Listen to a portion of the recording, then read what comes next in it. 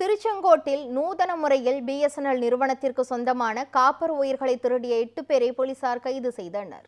நாமக்கல் மாவட்டம் திருச்செங்கோட்டில் உள்ள பிஎஸ்என்எல் அலுவலகத்திற்கு எதிரில் கடந்த 10ஆம் தேதி இரவு சிலர் சாலையில் குழி தோண்டி கொண்டிருந்தனர். இந்த நிலையில் அவர்கள் தனியார் நிறுவனத்திற்கு கேபிள் ஒயர் பதிக்க குழி தோண்டுவதாக கூறியுள்ளனர். நள்ளிரவில் குழி தோண்டுவதை கண்டு சந்தேகமடைந்த பொதுமக்கள் 11ஆம் தேதி மீண்டும் குழி தோண்டுவதை பார்த்து திருச்செங்கோடு நகர காவல் நிலைய ஆய்வாளர் வளர்மதியிடம் புகார் தெரிவித்துள்ளனர். இதனைத் தொடர்ந்து மீண்டும் அந்த நபர்கள் 12ஆம் தேதி பொலிரோ வாகனத்தில் வந்து குழி தோண்டி கொண்டிருந்தனர்.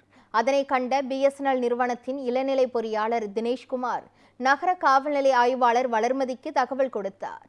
தகவல் அறிந்து சம்பவ இடத்திற்கு சென்ற காவல் ஆய்வாளர் வளர்மதி தலைமையிலான போலீசார் அந்த நபர்களிடம் விசாரணை நடத்தினர். விசாரணையில் அந்த நபர்கள் தனியார் நிறுவனத்திற்கு குழி தோண்டும் வேலை செய்து வருவதும் பிஎஸ்என்எல் நிறுவனத்திற்கு சொந்தமான காப்பர் வயர்களை திருடி வருவதும் தெரிய வந்தது.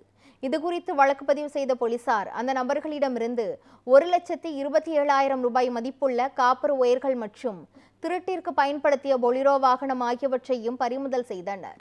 இதனைத் தொடர்ந்து ஆன் டியூட்டி டெலிகாம் என வாகனத்தில் ஸ்டிக்கர் ஒட்டி கொண்ட நூதன முறையில் திருட்டில் ஈடுபட்ட 8 இளைஞர்களையும் கைது செய்த போலீசார் அவர்களை நீதிமன்றத்தில் ஆஜர்படுத்தி சிறையில் அடைத்தனர்.